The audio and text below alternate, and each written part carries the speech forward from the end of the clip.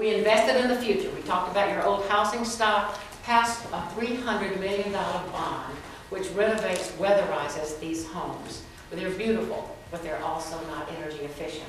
So we're putting money into Maine people's pocket right away, because the money's not going out your way. Also trying to create workforce housing and affordable housing. In one of my other lives, I'm going to come back to the session in a minute, I was director of Maine State Housing Finance Agency. That's my CEO experience, if you don't count being president of the Senate. It's a multi-million-dollar bonding agency which worked with bankers, realtors, developers to do first-time home buyers, homeless shelters, rental housing. As a matter of fact, I brought my entire staff down here one Saturday, way back when, and there was a trailer park over here, and the whole community under Finn Fowler went in and we painted, we rebuilt, because many of the mobile homes in that park really had to be destroyed. They were not fit for human habitation, and they could not be fixed. So we tried to create affordable, decent housing, and that is important to this day. We carried forward into this session, and part of that was historic preservation. And I know how beautiful your downtown is. What downtown has a grocery store like yours? And as a matter of fact, because of another friend, I got to go upstairs. Have you ever been upstairs in the grocery store in downtown Farmington? You may not, you have. It's just amazing. They take all the heat that you're pulling out of the coolers and the freezers, and they turn it back into heat. You know that market is self-sufficient. Self-sufficient. And then there's another one just like it in Kingdale by the same inventor. I do not know why he got passed by. That should be everywhere. It's for grocery stores, places that need lots of refrigeration, and they simply convert it back into heat. It is absolutely incredible. It's right here in Farmington, Maine. I invite you to go look at it. So I guess that is also my point, and I will come back to more innovation in just a minute. But for this session, we made up our minds to do three things to balance the budget. The second thing we did was the tax reform. We reduced Maine income taxes by 20%, and we spread the burden, and it is being shared by out-of-staters as well. We exported some of that tax so that Maine people would not have to pay so much. We were kind of a cheap date, quite frankly. On the other hand, Maine has a very vigorous democratic process. If you don't like what we do in Augusta, or as governor, I suppose, you can get petitions, and you can put a stay on a proposal. But what I'm most worried about is when that comes on the ballot this June, you cannot debate property tax reform on a bumper sticker. Now, there are bumper stickers already. They will probably have them left over from the health care reform we were trying to do called Fed Up with Taxes. How many of you are fed up with taxes? Everybody, right? You want to pay more taxes? I've never seen anybody raise a hand on that one. Maybe one or two. But if it's about health care, yeah, I might pay a little more on my six-pack to help you with your health care. But it depends on the debate. And we'll go back to that. Let me stay with the session. That is going to be on the ballot. You need to ask questions. Don't succumb to a bumper sticker. If you want to repeal it, go for it. But at least do yourself a favor and understand what you're repealing. Maine was an outlier. You want to grow jobs, then you have to have a tax rate that is competitive with neighboring states, with the nation, as a matter of fact.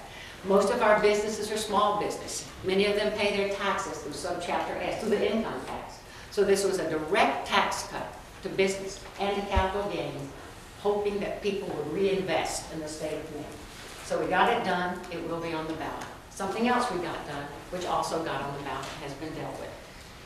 We voted for equality in marriage. We thought it was a civil right, and it was very important that we stand up for the rights of our fellow citizens. Difficult, very difficult. Many of my colleagues, my assistant floor leader, who is a very devout Catholic woman, was very worried about being excommunicated. And it mattered a great deal to her, so no one took this lightly. So the people took courageous votes, and they voted to do this. As you know, this went to however you feel about it, you should understand that those were votes of conscience. The voters also had the right to repeal that, and they did. The issue will not go away because we're talking about basic human dignity. And as I told you earlier, I didn't have the good fortune of being born here. I did have the good fortune of being born in the South, where I grew up in a segregated community and not respecting the rights of others. is something that I have a very difficult time tolerating because I saw what it did to my colleagues as I was growing up in an all-white high school. And it's not right. So anyway, those were three things that we set out to do and accomplished. We also invested. I want to talk about green. You were kind enough to mention my interest in green power. I am so tired of talking about what we're going to do. And if we do not get our act together as a state of Maine very, very soon, you're going to have power brought to you from the Midwest, from their wind power, because everybody out there likes wind power. They're going to send it right across on big transmission lines, and they have their national groups, their federal delegations, all in favor of this. And I saw an ad by Siemens Corporation, and it shows windmills coming from the west, and it shows a home somewhere on, I don't know if it's the coast of Maine or not, but it's certainly our coast with the rocky shores. So we have an opportunity to create our own alternative fuels. There is the offshore wind Orinoco under the leadership of Habib Dogger. He worked so hard to get that grant. He's got millions of dollars. Now, offshore wind, offshore, is not going to come in the next few days, but it's going to come a lot quicker than we think if we're not ready. Rhode Island is going to eat our lunch on that, and I know along the coast of some places where they have very fine homes, they didn't want it, but our offshore wind is the right place. Steve talks about Maine being in the center. It is. Our geography is on our side. Who's our neighbor to the north? Canada, hydropower. We need to work with hydropower, biomass, the whole shooting match. Now, I do listen a lot because I know that I don't have all the answers, and I try to surround myself with the best and the brightest. I spent some time with Peter Vigou. Peter Vigou is the CEO now of Chimbrow. And as you know, they're quite diverse. They do more than just road construction. In Brewer, Maine, you may not know this, but if you don't, you should go see them. They manufacture these modules. They put together there. They float them down the Penobscot River to the Gulf of Mexico, and they beat their competitors. These are offshore platforms for oil drilling rigs. Amazing kind of stuff. Well, he's obviously a creative man. And so he suggested that what we should do in Maine is to create a pipeline. We already own the roads. Why don't we sell that, lease it, not sell it, down the interstate? And whether this works or not, we don't know. We set up a commission to talk about what the cost would be, what is a reasonable way to lease that out. But here's the issue. And again, we talked about this earlier, we want power for Maine people. If you just have a DC current running down that line to our hungry neighbors to the south, that's not going to help Maine very much, except for some revenues coming back, which is good.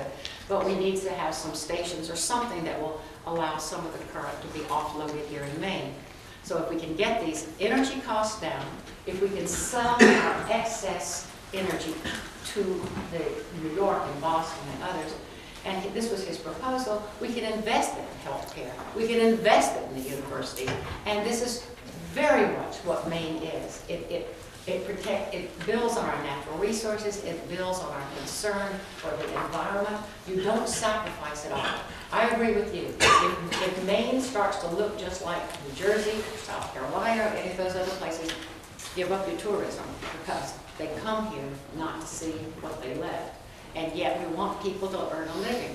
When I first went to the legislature in the 70s, it was called, we had a debate, same debate as this one, payrolls versus pickles. And that sounds pretty quaint to you, under 20-somethings. But it meant jobs versus fishing.